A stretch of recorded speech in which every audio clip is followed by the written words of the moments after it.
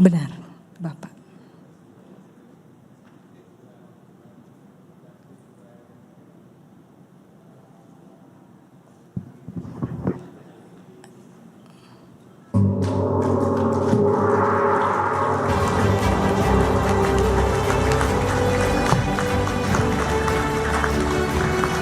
Dengan demikian, Munas ke-1 Adaksi resmi dibuka. Terima kasih kepada Profesor Brian Juliarto atas pembukaannya dan Bapak Ibu yang mendampingi diperkenankan untuk dapat kembali ke tempat. Hadirin yang kami hormati, selanjutnya kita akan mendengarkan Stadium General dari Profesor Brian Juliarto PhD dengan tema Reformulasi dan Reaktualisasi Kebijakan Pendidikan Tinggi Indonesia Mewujudkan Kesejahteraan yang Berkeadilan. Kepada Bapak Menteri dipersilakan. Terima kasih. Selamat siang. Assalamualaikum warahmatullahi wabarakatuh. Yang kami hormati seluruh pimpinan jajaran Adaksi, Ibu Fatimah, Pak Fasri Jalal, serta Bapak Ibu pimpinan lainnya yang kami hormati, perwakilan dari setiap daerah, Adaksi yang kami hormati, juga anggota dan dosen yang tergabung di dalam Adaksi. Pertama-tama marilah kita panjatkan puji syukur kita kehadirat Allah Subhanahu wa Ta'ala, karena pada hari ini, di hari yang bersejarah 2 Mei sekaligus Hari Pendidikan, kita bisa bertemu di sini, berkumpul, dan lebih khusus lagi buat Bapak Ibu dari Adaksi, sungguh suatu istimewa, hari yang istimewa bisa menyelenggarakan Munas pertama.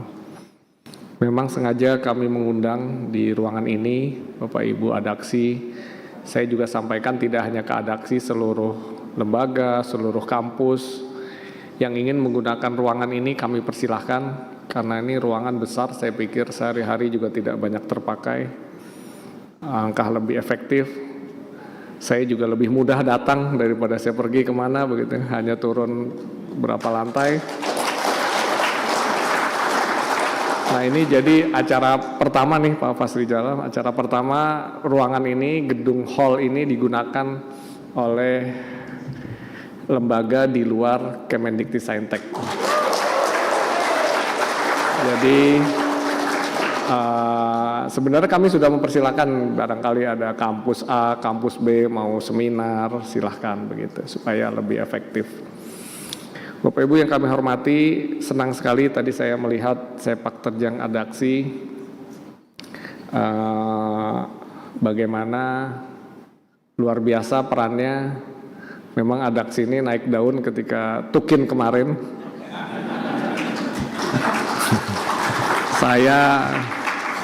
Saya sebelum jadi menteri juga sebagai dosen di ITB sudah baca-baca Adaksi ini, sangar juga nih Adaksi.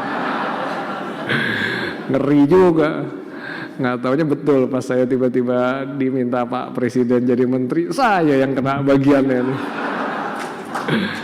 Tapi saya senang, ya memang saya selalu bilang, Pak Fasli juga barangkali tahu, apa jabatan pimpinan memang 70% sampai 80% untuk dimarah-marahin. Jadi kalau kita dapat tunjangan jabatan ya Pak Fasli, memang itu tunjangan untuk siap dimarah-marahin. Gitu. Jadi ya kita adalah pelayan begitu ya, melayani, tugas kita melayani, dan dosen adalah stakeholder utama pendidikan tinggi, sehingga kami yakin di tangan dosen lah tadi Indonesia bisa maju ya, dosen kuat Indonesia maju tadi begitu ya. Ini jadi Adaksi nyuruh dosen latihan barbel apa gimana nih? Supaya kuat-kuat gitu. Bapak Ibu sekalian, saya sedikit mohon izin menyampaikan bagaimana sebenarnya perguruan tinggi yang kita bayangkan untuk maju Bapak Ibu sekalian, silakan lanjut. Nah, kita tahu bahwa sekarang ini permasalahan sangat banyak begitu ya. Ini kalau bisa di sini ditayangin juga nih TV-nya nih. Yang tengah sini, Pak. Nah, gini. Permasalahan luar biasa bergerak sangat cepat. Perputaran ekonomi bergerak cepat, geopolitik bergerak cepat, bahkan kekuatan militer bergerak cepat.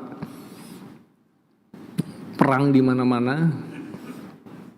Kita tahu di Palestina, pendudukan Israel begitu gencar, orang sudah tidak malu-malu lagi membunuh anak-anak.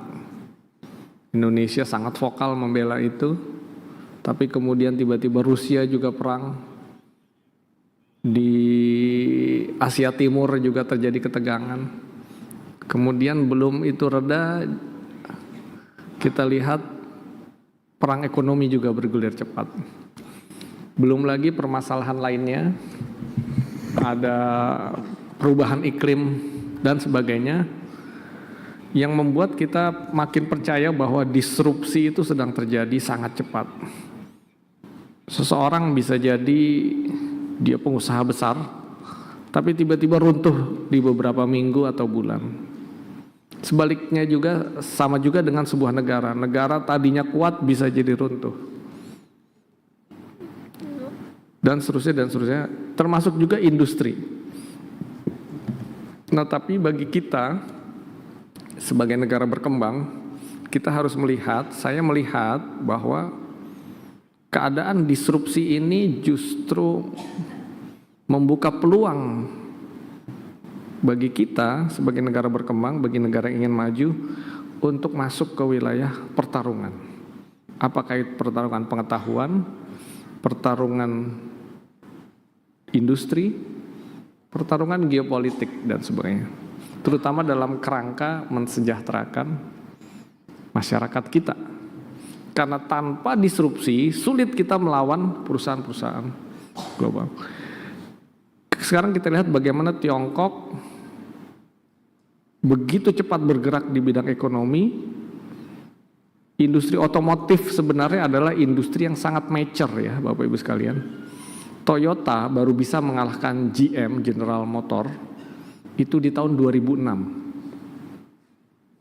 Jadi industri motor itu, industri mobil itu meskipun Jepang begitu kuat, Toyota, Honda, tetapi dia sulit mengalahkan hegemoni suatu industri ketika tidak terjadi disrupsi teknologi.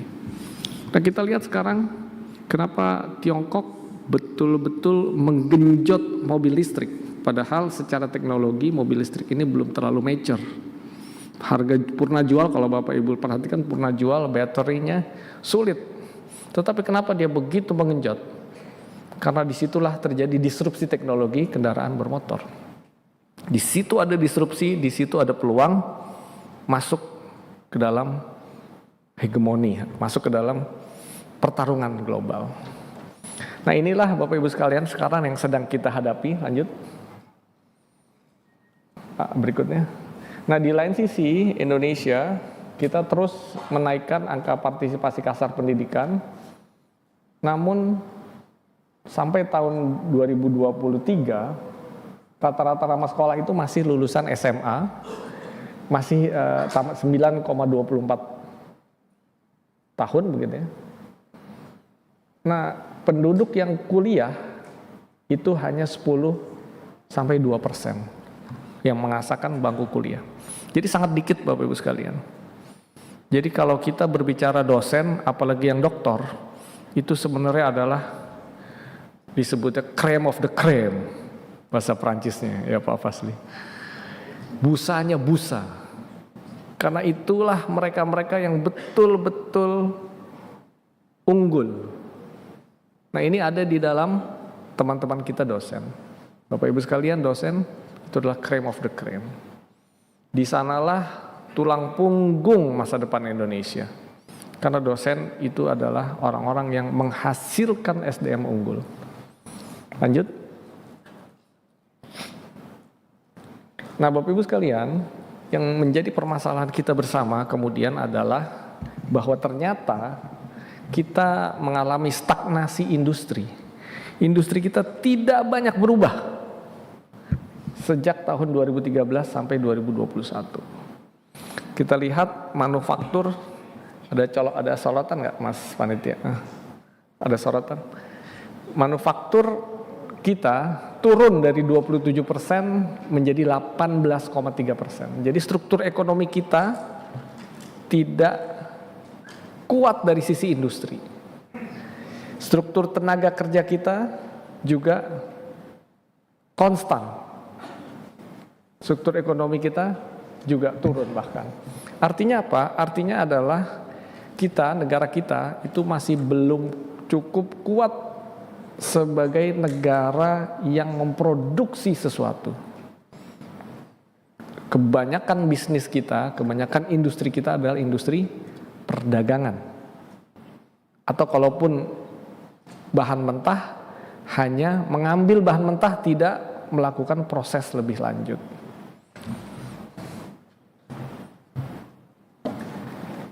Jadi Bapak Ibu sekalian, itulah kondisi yang kemudian memaksa kita harus berpikir, kita harus berubah.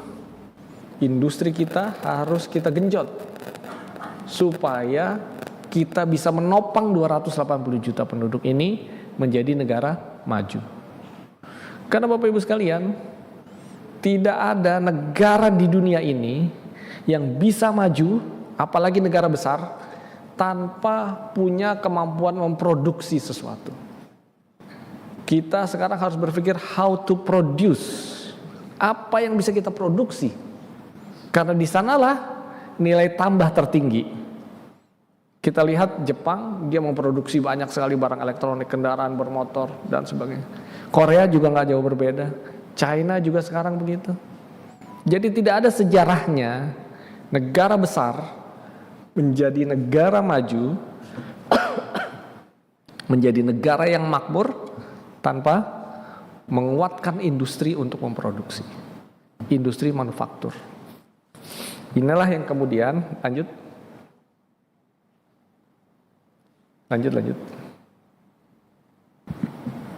Inilah yang kemudian kalau kita melihat keinginan Bapak Presiden kita membawa Indonesia menjadi negara sejajar dengan negara-negara maju.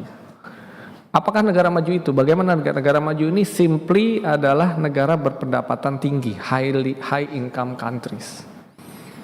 Itu adalah 13.000 US dollar per tahun per kapita. Kalau dihitung dikali 16.000 dibagi 12 kira-kira 15 juta per bulan per kepala. Jadi kalau kita mau lihat kita sudah negara maju atau belum, cara ngitungnya gampang.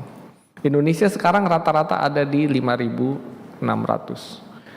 Malaysia itu masih di 8.000 Bapak Ibu sekalian. Jadi Malaysia yang sudah maju aja belum bisa lolos. Bahkan Cina saja, Tiongkok itu baru 12.700, 12.800. Tapi sebagian besar orang meyakini Cina bisa lolos. Yang ingin saya sampaikan adalah, ini kemudian Bapak Presiden juga di samping kita maju, juga terjadi distribusi kesejahteraan. Jadi 0%, ketimpangan berkurang dan seterusnya. Kemudian lanjut. Nah ini yang penting Bapak Ibu sekalian. Kalau kita menatap Indonesia mau menjadi negara maju, maka kita harus lihat bagaimana sih negara maju itu. Nah di sini jelas indeks teknologi ya yang di negara-negara seperti Indonesia itu 0,6, itu harus kita naikkan menjadi 8,4. Jadi Bapak Ibu sekalian, kita harus mengangkat indeks teknologi kita sebanyak 12-14 kali. Jadi mau nggak mau, memang budaya ilmiah kita harus dibangun. Budaya membaca, lebih simpelnya itu harus menjadi kebiasaan sehari-hari. Bapak Ibu sekalian, kemudian juga jumlah peneliti setiap 1 juta orang itu yang di angka 800-an, itu harus kita bisa angkat menjadi 4.000-an. 5 kali, 6 kali lipat. Jadi memang, Bapak Ibu sekalian, maju mundurnya negara Indonesia itu sangat tergantung dari kemampuan kita mengakselerasi ilmu pengetahuan dan teknologi pada masyarakat kita. Dan itu semua ada pada dosen, Bapak Ibu sekalian. Jadi kita bisa katakan bahwa maju mundurnya negara kita tergantung dosen dan guru-guru kita. Bagaimana peran kita semua mentransformasi budaya ilmiah di masyarakat lewat mahasiswa kita.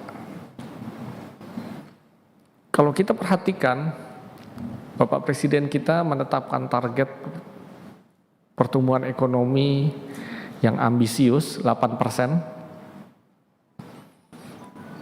Orang-orang menyatakan ambisius, sangat optimis, tetapi memang seluruh negara-negara yang bisa lepas dari jebakan negara berpendapatan menengah adalah negara-negara yang memang masyarakatnya, penduduknya, warganya adalah orang-orang yang ambisius. Saya kebetulan di Jepang, 6 tahun saya sekolah S2, S3 sempat kerja di Jepang. Saya lihat betul, Bapak Ibu sekalian, bagaimana dosennya, bagaimana mahasiswanya, masyarakatnya, budaya ilmiahnya dan keinginan majunya itu luar biasa. Mereka betul-betul bekerja keras. Saya juga datang ke Korea, saya setiap tahun diundang punya kerjasama penelitian dengan orang-orang Korea. Mereka bekerjanya tidak ada habis-habisnya. Istilahnya baterainya nggak mati-mati begitu. Jadi saya bilang wajar kalau mereka ini jadi bangsa maju, Pak. Saya selalu cerita ini ke mahasiswa saya di ITB sebelum saya jadi menteri, saya jadi dosen. Saya di Korea itu biasanya karena di rumah juga nggak ada keluarga, saya biasanya habis maghrib makan malam saya balik lagi ke lab gitu ya. Saya pulang jam 9. Jam 9 saya mau pulang, saya izin ke teman saya namanya Profesor In-Kyu Park. Saya dikasih ruangan dia itu sebelah ruangan saya. Jadi sambil saya pulang, saya selalu ketok, saya pamit. In-Kyu, besok see you tomorrow ya, saya bilang gitu. I'm done now, saya udahan hari ini, see you tomorrow, saya bilang gitu. Hampir setiap malam, kalau saya buka pintunya, In-Kyu, see you tomorrow. Saya bilang, hey Brian, okay, see you tomorrow, kata dia. You done now, kata, udahan kamu, dia bilang gitu. Iya udahan saya. Itu di depan mejanya itu, jadi ada ruang dia, meja kerja dia, di depannya itu ada ruang diskusi, ada meja. Itu ada 2-3 orang mahasiswa, itu lagi nunggu. Saya tanya, In-Kyu, ini ngapain jam 9 malam, saya bilang. 9 o'clock PM. Oh Brian, yuk, kamu duluan aja. Ini mahasiswa mau presentasi kemajuan riset. Bapak Ibu sekalian, jam 9 malam, mereka sudah maju kayak begitu. Itu kejadian mungkin tahun 2016-2015 lah. Sudah maju seperti itu, mereka begitu ambisi, ngotot. Saya nanya, pas lagi ngopi-ngopi saya nanya, In-Kyu, kamu ngapain sih? Kerja sampai nafsu banget, saya bilang gitu. Emang gaji beda kalau pulang jam 6, jam 9, saya bilang gitu. Enggak, sama aja, dia bilang gitu. Terus ngapain ngotot banget, saya bilang. Dia langsung gini, Brian, you know, katanya. Brian tahu nggak? Kita itu bangga ketika bendera Korea berkibar di seluruh dunia. What do you mean? Maksudnya apa? Anda sebutin sekarang. Samsung gitu ya. Samsung dia ngomongnya gitu. Samsung, Hyundai, Kia, kamu sebutkan dimanapun pasti ada produk itu. Anda datang ke Berlin, New York, Abu Dhabi, Paris, itulah bendera-bendera kebanggaan Korea yang berkibar dengan produk teknologi. Waduh, saya dengar itu, gemeter saya. Saya bilang this is beyond nationalism. Nasionalisme tidak berhenti sampai upacara, tapi beyond.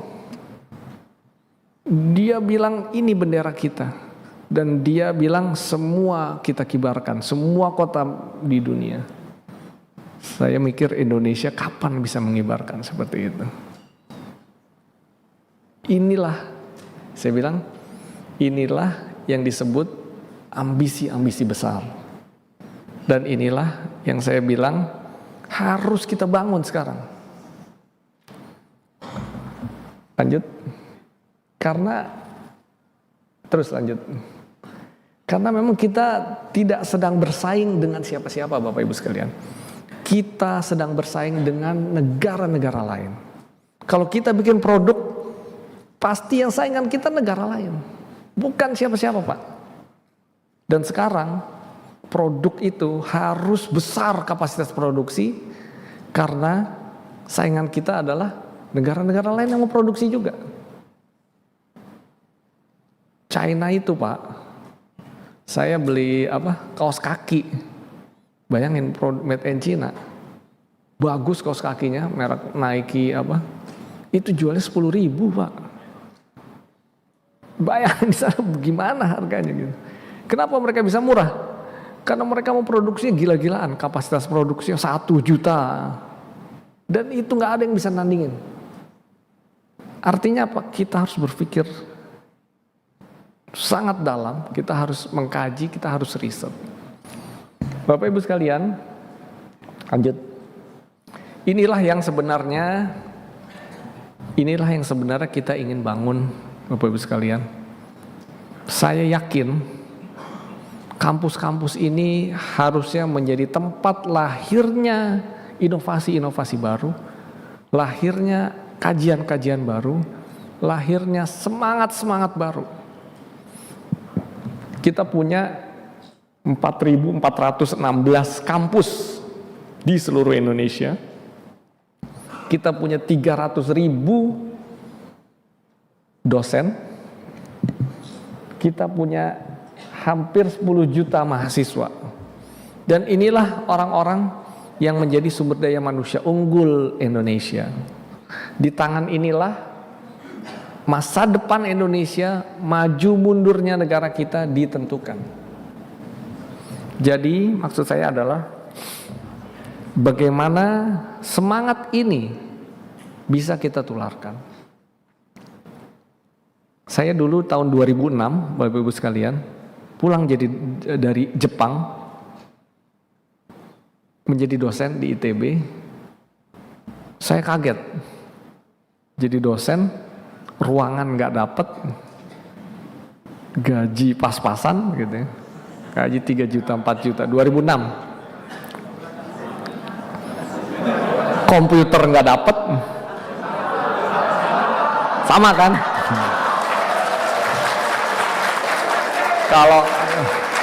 Kalau sama berarti nanti ada yang jadi menteri itu kata.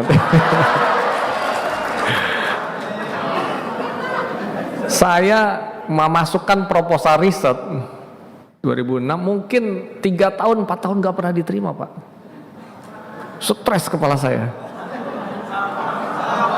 Sama juga. Berarti benar jadi menteri nih, ada aksi. Tetapi saya dulu melihat ya, saya jadi dosen itu melihat orang-orang, teman-teman saya, senior-senior saya, wah enak ya jadi rektor gitu kan. Enak ya jadi kaprodi, jadi dekan. Jadinya, tapi saya berpikir gini Pak, saya kebetulan senang riset, saya bilang, saya kuliah jauh-jauh di Jepang, saya S2, S3 di Tokyo University, Saya ketemu dengan profesor-profesor top dunia. Saya begitu 6 tahun tuh hidup saya seperti orang negara maju. Berangkat pagi, saya riset Pak sampai jam 2 malam. Wah, pokoknya orang Jepang banget deh. Pulang makan, balik lagi rumah itu udah keluarga saya di Indonesia. Tiba-tiba saya kaget. Ngapain saya kemarin ke Jepang gitu kan ya? Kalau cuman jadi manajemen gitu. Manajemen itu tadi tuh kaprodi ini. Tapi kebanyakan orang, mohon maaf, di Indonesia ini memang tidak tertarik untuk riset. Tidak tertarik melakukan penelitian-penelitian karena memang susah. Duitnya dikit.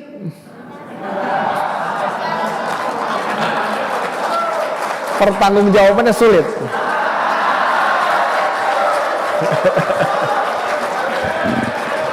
Tapi Pak, saya berpikir begini. Kalau saya nggak bisa memecahkan masalah ini, ngapain saya sekolah jauh-jauh?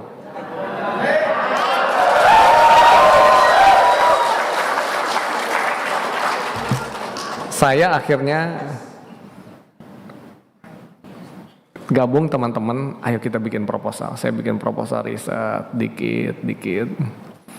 Saya belajar, kalau Bapak Ibu datang ke Bandung, datang ke lab saya, itu lab udah kayak orang di Jepang lah. Sama persis, saya tiru betul bagaimana Jepang membangun penelitiannya. Saya rekrut mahasiswa S2, saya rekrut mahasiswa S3. 2006, mungkin saya mulai meneliti 2010. Di 2024 kemarin 15 tahun, saya bisa mempublikasikan paper-paper saya seperti orang Jepang. Saya dulu bikin paper sama sekali nggak pernah membayangkan bisa menembus jurnal-jurnal seperti orang Jepang, teman saya orang Australia. Tapi Pak, saya terus aja tekun aja Pak. Di Jepang saya dulu publikasi tertinggi saya nembus jurnal impact faktornya 8. Di Indonesia saya riset bareng teman, ada dosen yang kemarin di Universitas Timor, saya bisa tembus impact faktor di atas 20 Pak. Jadi saya bilang, kalau kita tekun, semua bisa kita kejar. Tapi memang butuh kesabaran. 16 tahun. Nah kita ini baru 2 minggu, baru sebulan udah bilang gagal. Nggak bisa riset di Indonesia, gitu kan. Baru setahun sudah bilang gagal. Padahal itu harus tekun. Bapak Ibu mungkin baca ada buku bagus James Hayes, namanya Atomic Habit. Ini buku lagi bestseller. Mungkin 5 tahun lalu bestseller. Di dalamnya itu ada yang mengisahkan tim sepeda Inggris sejak zaman dulu sampai 2003 baru 1 medali emas di Olimpiade. Nah ada pelatih namanya David Brayston, dia datang, dia prinsipnya dia bilang perubahan kecil setiap hari. Jadi dia merubah kecil terus. Dan apa yang terjadi? Tahun 2003 sampai 2007 dalam waktu 4 tahun dia bisa menyabet 7 dari 10 medali emas di Olimpiade. Dia bisa mendapatkan 5 dari 6 tahun Tour de France. Jadi Bapak Ibu sekalian, sekarang kita butuh orang-orang tangguh. Selain publikasi paper, sekarang publikasi paper saya Bapak Ibu bisa lihat di Scopus saya, di Google Scholar saya. Setahun saya Q1 saya itu 20 Bapak Ibu sekalian. Karena saya membangun tim yang besar. Saya bekerja sama dengan dosen-dosen, nggak sendiri. Jangan pernah sendiri berjuang. Dan saya kemudian sekarang ingin mendorong dosen-dosen jangan mengejar jabatan struktural. Jangan pengen jadi kaprodi, jangan pengen jadi dekan. Karena pintu yang terbesar itu pintu riset inovasi. Bekerja sama dengan industri. Saya punya teman dosen MIT, itu kekayaan dia 20 triliun Bapak Ibu sekalian. Gara-gara apa? Hasil riset dia dibeli oleh Moderna. Nah, inilah yang Indonesia butuhkan. Orang-orang tangguh yang bekerja tekun dalam kesenian, tetapi dia terus, dan saya yakin pintu itu terbuka. Saya sekarang ada produk riset saya dibeli oleh satu startup. Setiap tahun saya terima royalti itu 100 juta Bapak Ibu sekalian. Jadi nggak ngapa-ngapain, kayak kos-kosan, passive income. Saya mikir lumayan nih kalau ada 10 produk, 1 miliar Pak, nggak ngapa-ngapain, bisa umroh setiap bulan gitu kan. Kita ini kan dosen kepengennya nggak yang aneh-aneh begitu ya. Makanya ini Bapak Ibu sekalian, saya sekarang, karena saya terus terang Pak Fasijal juga mungkin tahu, kita ini pusing setiap ada pemilihan rektor Bapak Ibu sekalian. Di mana-mana orang berebutan jadi rektor. Kalau di luar negeri itu Pak, saya ketemu dengan dosen-dosen di Amerika, negara dosen-dosen yang maju itu nggak pada pengen. Kenapa? Mereka lebih enak riset, kerjasama sama industri. Nah, inilah yang kita sedang bangun. Saya tadi juga mengundang industri harus mulai invest di riset. Di Turki, Bapak Ibu sekalian, industri itu berkontribusi pada 70% dana riset. Di Indonesia baru 7%, 1/10. Jadi dana riset kita sebagian besar masih dari government. Padahal riset itu yang ngedrive harusnya industri. Saya pernah datang ke Toyota R&D, Toyota ya, mobil. Itu peneliti R&D mereka itu 1.500 orang Pak. PhD semua dari kampus-kampus top. Topiknya cuma satu, mobil. Bayangin begitu seriusnya industri-industri maju melakukan riset. Nah ini Bapak Ibu sekalian, yang lanjut, yang kita ingin bangun, yang kita ingin dorong, dan ini yang saya ingin titipkan juga ke teman-teman saya di Adaksi. Bagaimana kita mesti punya mimpi-mimpi besar, kita mesti tangguh, mesti sabar melakukan langkah-langkah ini. Ini langkah yang tidak mudah, tetapi kalau tidak ada yang mau berjalan di sini,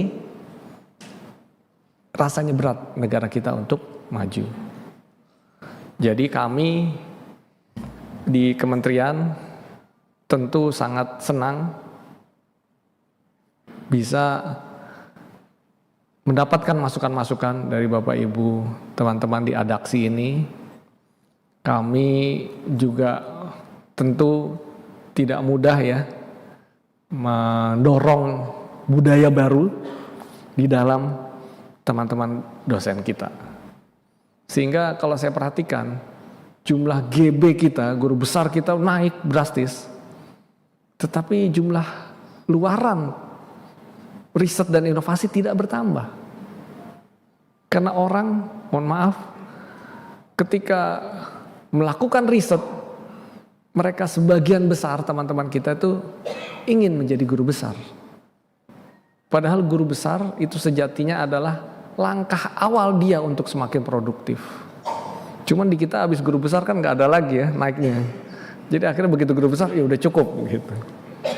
Nah ini Bapak Ibu sekalian, marilah kita dorong ini Lanjut. Ini yang kita ingin dorong, bagaimana kita memiliki dampak ya. Pendidikan tinggi, sains dan teknologi itu bisa berdampak. Kita memang harus rajin bertemu dengan Pemda, bertemu dengan industri. Memang kebiasaan-kebiasaan ini mungkin belum berjalan ya. Dosen barangkali hanya datang ke kampus, mengajar, bertemu dengan mahasiswa tugas akhir kemudian pulang. Padahal dosen harus rajin datang ke industri, Pak. Harus rajin datang ke industri. Dan itu nantinya perputaran itu akan berjalan. Industri itu, Pak, kalau sudah kenal, dia minta tolong terus ke kita, Pak. Dan setiap kali minta tolong, dia kasih honor ke kita. Ini yang seharusnya terbangun. Daripada industri tidak maju gitu ya. Ini kita bisa membuat ini menjadi maju. Bapak Ibu sekalian, itulah yang kemudian yang kita sebut sebagai universitas generasi keempat. Kita berkorelasi kuat, kita berkolaborasi erat dengan berbagai stakeholder, pemerintah, UMKM, industri, dan masyarakat. Lanjut. Nah, ini barangkali sedikit entrepreneurial mindset. Kita harus membangun ini. Sekali lagi ini bukan jalan yang mudah, Bapak Ibu sekalian. Saya sendiri mengakui saya menjalani itu dari tahun 2006 dan saya dulu nggak yakin bisa menuju seperti itu. Saya nggak yakin bisa membangun laboratorium yang begitu kuat seperti orang-orang Jepang, orang-orang Korea, orang-orang Australia. Tetapi saya lakukan aja terus. Saya kemarin ketika ditunjuk jadi menteri itu sedang menjadi pembimbing mahasiswa S3 saya 15 orang, Pak. Mereka harus saya lepas semua, mereka juga pada sedih. Karena saya setiap minggu, itu setiap hari bahkan saya datang ke lab, saya diskusi, saya ngobrol. Dan itu kegiatan yang sangat menyenangkan. Karena kita menemukan hal-hal baru. Kita memberikan solusi-solusi baru. Lanjut, terus. Jadi ini kira-kira keinginan kita semua bahwa masyarakat pendidikan tinggi, dosen, mahasiswa menjadi motor transformasi sosial dan ekonomi. Saya sebenarnya berharap bagaimana perpustakaan-perpustakaan di kampus itu bisa menjadi diakses oleh masyarakat umum. Karena kita butuh masyarakat yang lebih melek terhadap ilmu pengetahuan dan teknologi kita. Budaya membaca kita rendah sekali. Budaya menulis kita, menulis ilmiah juga rendah. Dosen-dosen lebih banyak menulis di WAG ketimbang di jurnal-jurnal. Harusnya terbalik ya. Bapak Ibu sekalian, orang-orang di luar negeri itu, dosen-dosen di luar negeri itu jarang, Pak, ada WAG.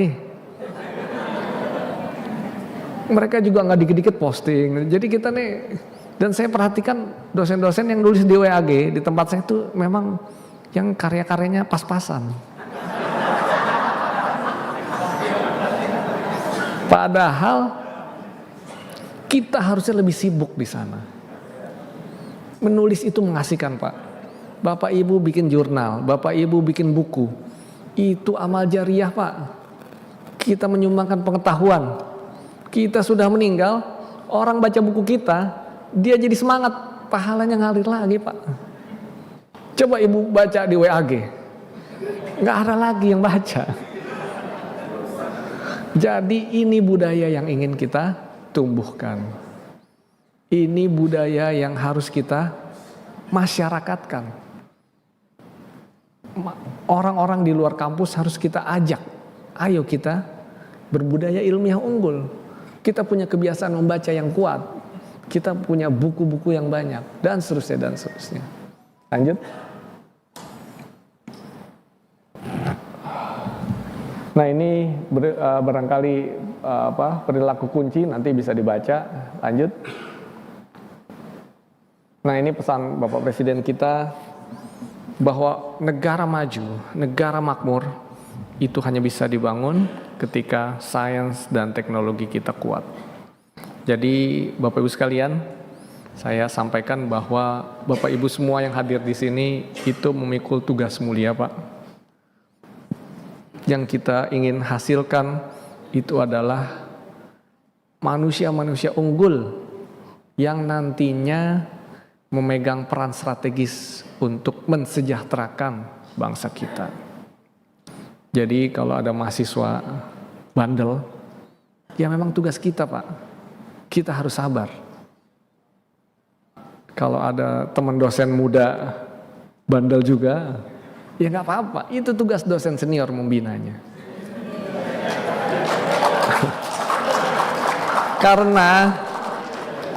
Karena merekalah masa depan Indonesia. Adik-adik mahasiswa lah yang akan menentukan tadi itu maju mundurnya negara kita. Jadi, dan saya yakin ya Bapak Ibu semua itu kebanggaan tinggi kalau ada anak yang bandel, dia apalagi ekonomi sulit, kita dorong, kita bina, akhirnya jadi lulus, Pak. Saya punya mahasiswa. Bapak Ibu sekalian mungkin tahu parfum mereknya Humans, HMNS. Tahu ya?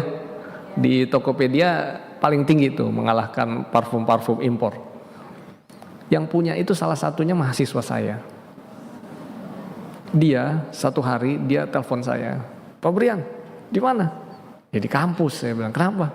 "Ini siapa nih?" Saya bilang gitu. "Ini Pak, Amron, namanya Amron." Cuman kita lupa, mahasiswa kita kan banyak banget ya. Lupa, mau bilang lupa, kasihan, dia lagi semangat gitu. "Oh Amron," saya bilang gitu.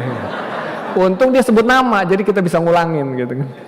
"Di mana sekarang?" Saya buru-buru nanya biar dia nggak nanya lagi gitu. "Di Jakarta Pak." "Bapak mau saya undang nih Pak, acara apa?" "Peluncuran parfum Humans." "Di mana?" Saya bilang orang jualan parfum mungkin kayak di dagang kaki lima begitu ya. "Kamu lulus ITB jualan parfum?" Saya bilang gitu. "Iya Pak, parfum bagus, Humans. Peluncuran di mana?" "Grand Indonesia." Wah, kaget saya. "Gaya bener kamu," saya bilang gitu. "Iya Pak, datang ya Pak." "Pasti datang," saya bilang gitu. Oke, saya datang, saya ajak istri saya. Ternyata Grand Indonesia tuh, waduh, gedungnya aja keren banget Pak.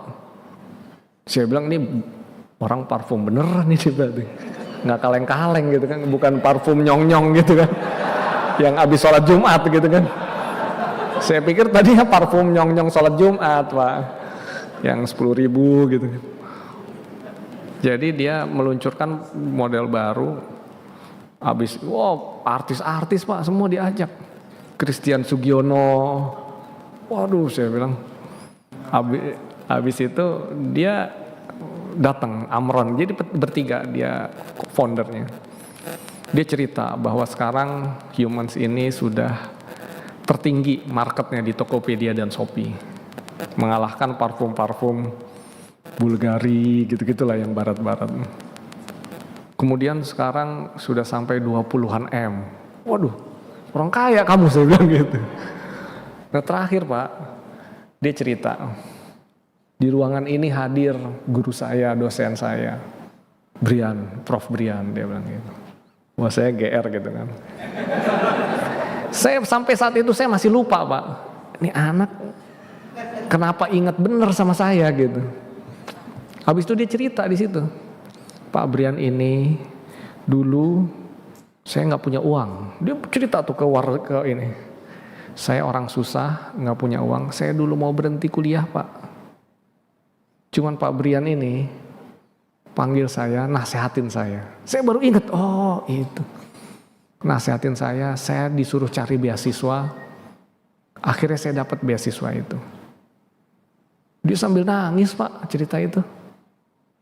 Saya yang udah lupa aja.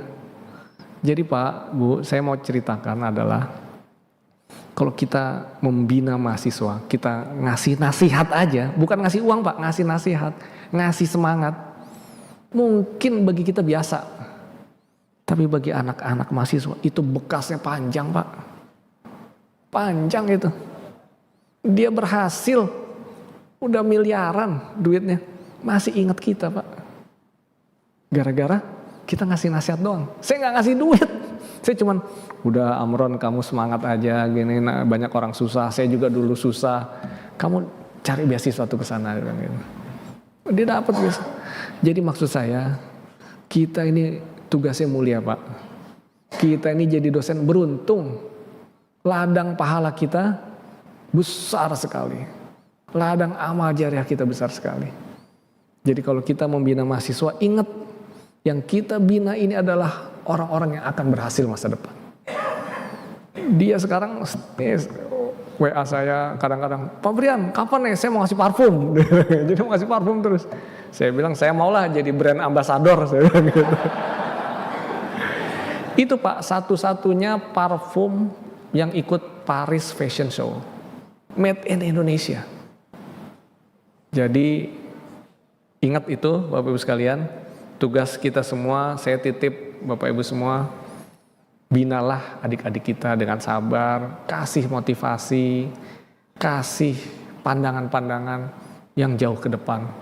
Jadikan mereka orang-orang yang bisa melejit. Kita nggak berharap apa-apa, Pak. Dan saya bilang, kita bahkan sampai lupa kita pernah ngasih motivasi. Tetapi mereka ingat terus.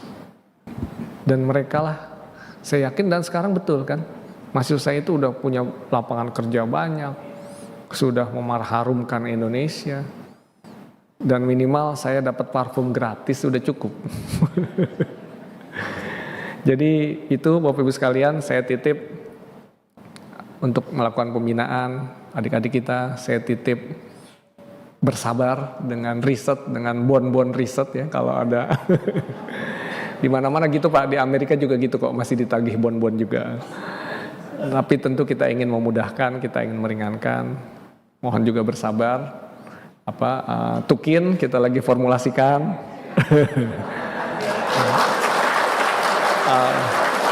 Alhamdulillah kita dibantu juga bagaimana formulanya, rumusnya, pencairannya. Tentu kita juga berhadapan dengan aturan-aturan Kementerian Keuangan. Jadi kita bersama-sama Pak. Kita nggak ingin menyusahkan, nggak ingin menyulitkan. Saya juga dosen, saya juga dulu jadi dosen muda, susahnya minta ampun begitu ya. Jadi saya tahu betul bagaimana susahnya jadi dosen ketika muda, dosen awal. Tapi kalau sudah berjalan, nah kalau udah ini, insya Allah jalan-jalan itu akan dibukakan. Demikian yang dapat kami sampaikan. Mohon maaf kalau ada hal-hal yang kurang berkenan. Billahi taufiq wal hidayah. Assalamualaikum warahmatullahi wabarakatuh.